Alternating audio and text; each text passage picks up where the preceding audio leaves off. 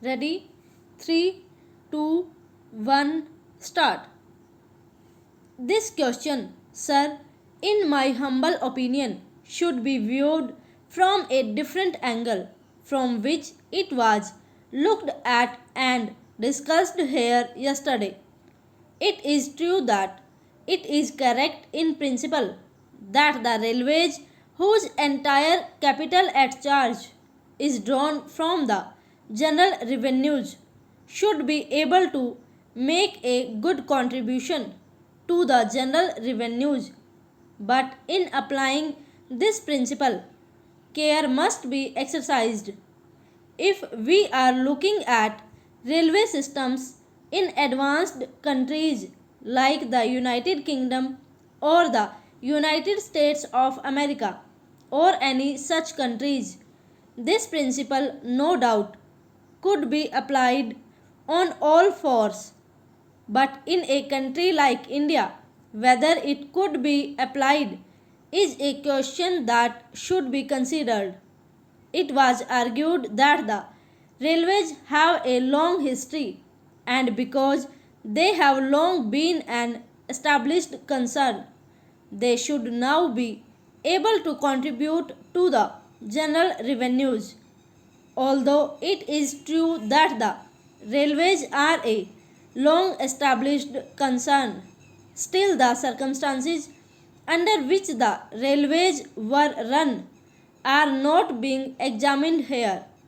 The railways, as we all know, before independence were run not on a welfare state basis but they were run on the system of strategic lines. When the railway lines in India were formed, it was not the question of developing economic resources. It was not the question of linking up industrial centers.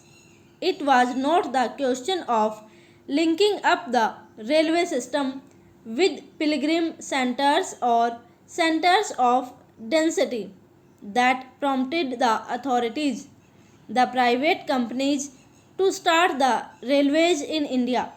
But it was the strategic concern of the British government then that prompted these companies to form railways.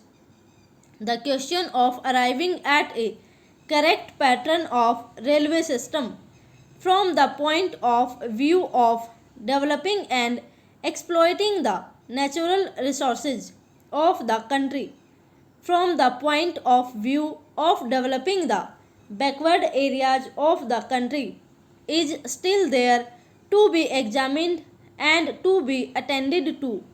Well, from this point of view, as anybody can see, there is much scope for developing the railways.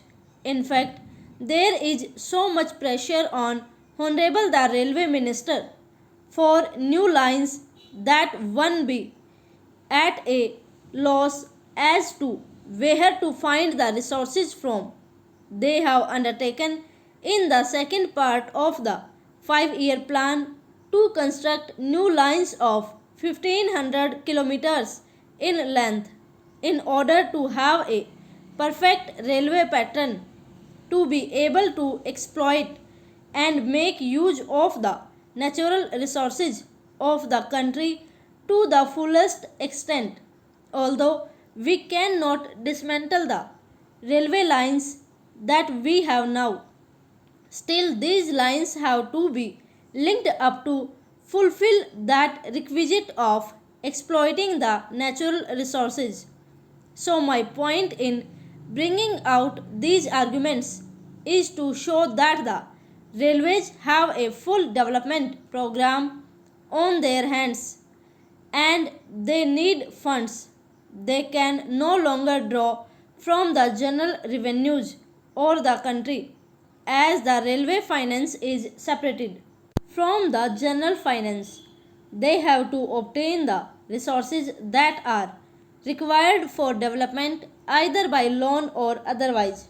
There is the other need also to be examined in this connection, the need of passenger amenities.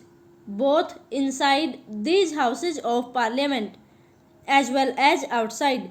It has been agitated that passenger amenities are required to be given in a larger and larger number. The second class passengers before independence did not get adequate amenities.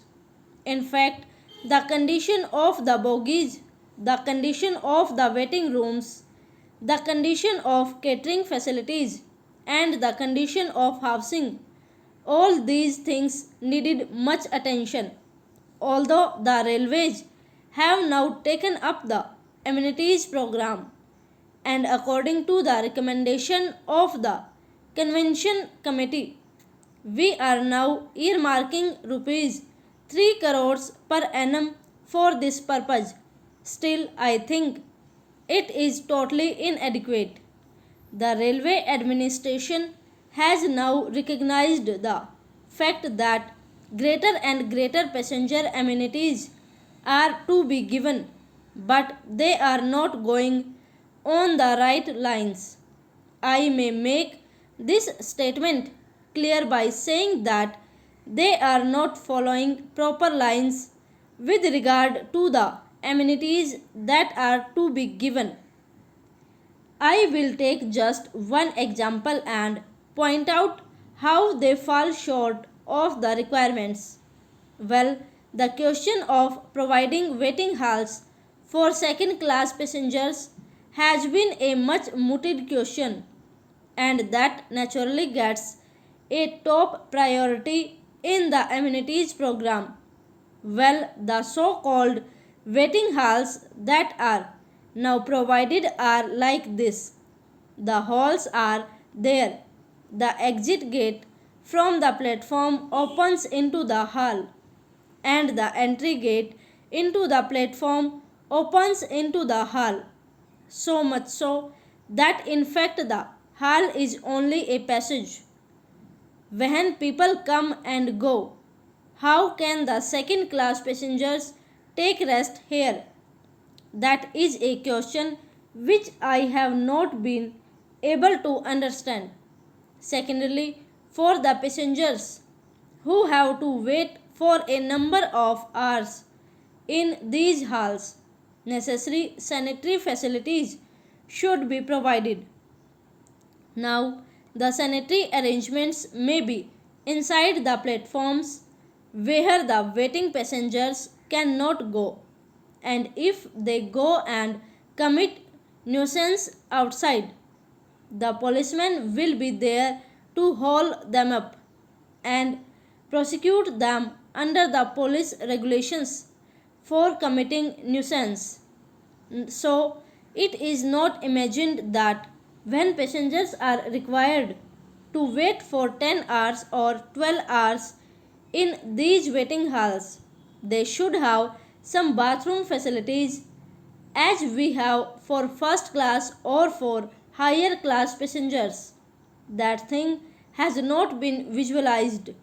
Even for our cattle sheds in our houses, we have doors and windows. But here for these second class waiting halls, there is neither a door nor a window nor an enclosure. This I say to draw the attention of the authorities to think of these amenities in their proper proportion. Their estimate of the requirements of funds for these amenities is an underestimate. The needs for increasing the amenities are large. Over.